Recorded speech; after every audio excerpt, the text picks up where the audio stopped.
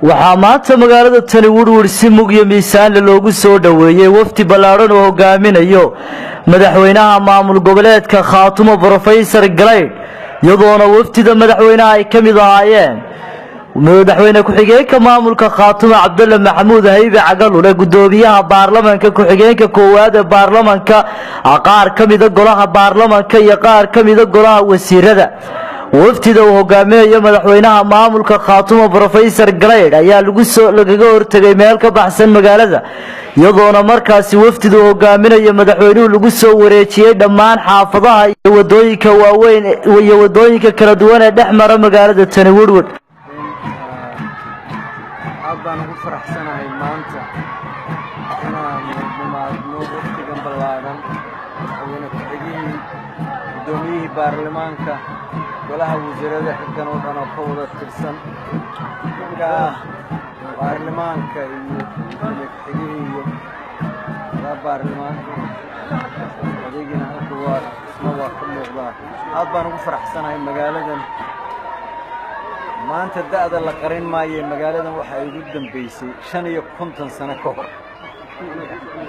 Woodward 55 sano ka hor maasha Allah waa weynaatay magaalo aad u weyn bay noqotay insha Allah waxaan rajaynaynaa inay intaba ka sii weynaato ummadda ku nool ee shacabka ku nool sidan aad u qiimo badan ee na taabatay noogu soo baxayna aad iyo aad baan ugu mahadinaynaa insha Allah waxaan rajaynaynaa iyaga magaaladoodu ay aagan oo dhan horumar iyo bashbash iyo barwaaqo kulley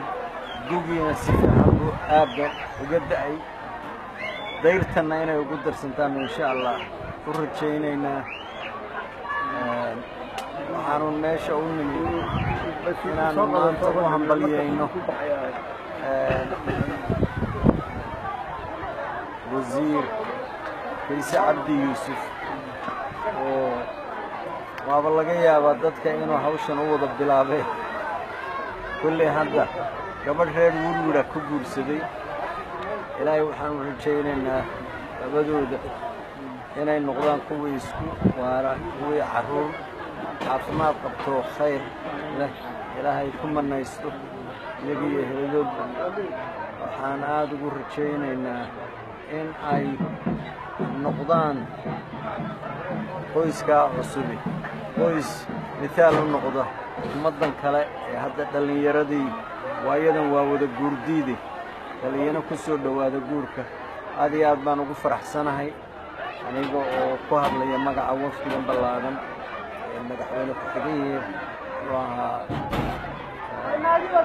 فيه أنا بدوني برلمان كإنتنو وزراء إلى الدبوة مقدان أنت حلبانا بدون تحقيق صادم من الأرض هذه أدباد ما هتسنتين إن شاء الله وحن رجينا إننا دولي يقبلني وحن رجينا إننا مقالة تن كل وقتيا وقوعتك وحن رجينا إننا وهذا وهم وين هاي هو هذا الله fiican ay bilaabmaan waqtina waa qaadanayaan arrimo aad u culusna waa laga wada hadli doonaa ilaahay waxaan ka rajaynaynaa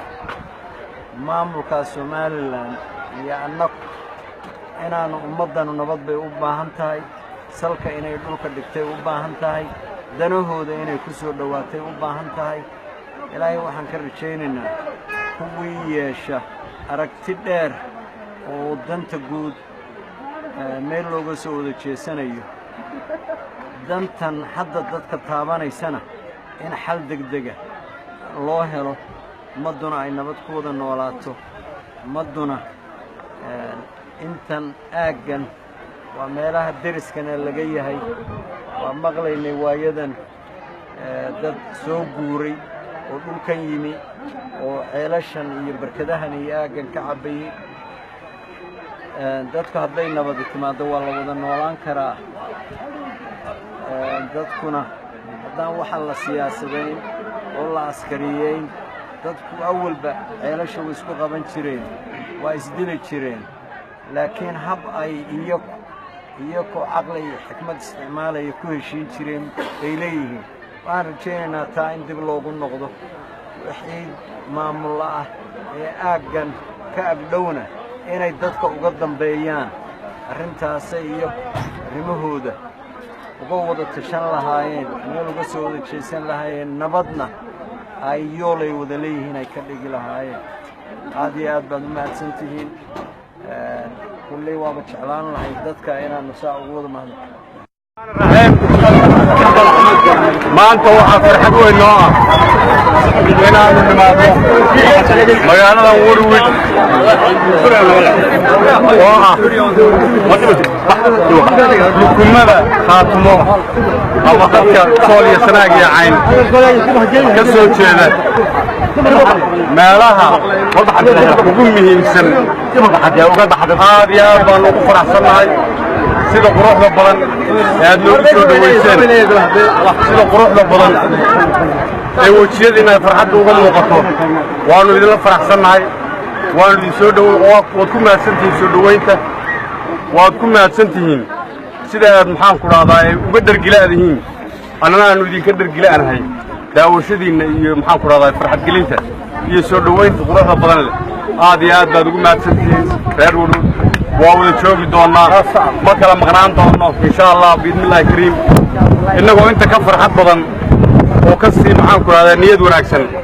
waynu joogi doonaa Woodwood isugu imaan doonaa insha Allah biidnillaahi kariim waxaynu sugi doonaa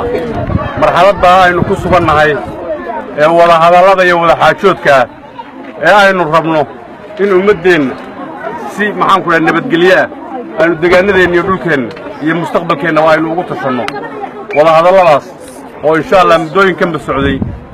waa fili doonaa inay dhali doonaan maxaan ku radaa wax guul inoo noqda waxaynu ku hana qaadno wax mustaqbal inoo noqdo haddii Allah awoodda la idmo wax haddii Allah idmo aynu nolosheenna iyo taariikhdeenna dambaba ku hagaajinno haddii Allah awoodda la idmo aad iyo aad baad u mahadsantihiin haddana laba kelmadood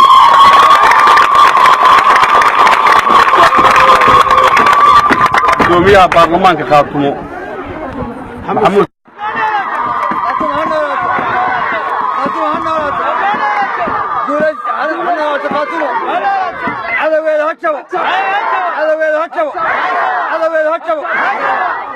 خير ولودها قولت sida sharafta leh ee karaamada leh ee tulliimada leh ee nasabada iyo jiritaanku ku jiro ee aad noo soo dhaweyseen ayaanu idinka mahad celinaynaa boqolkiiba 200 oo jeer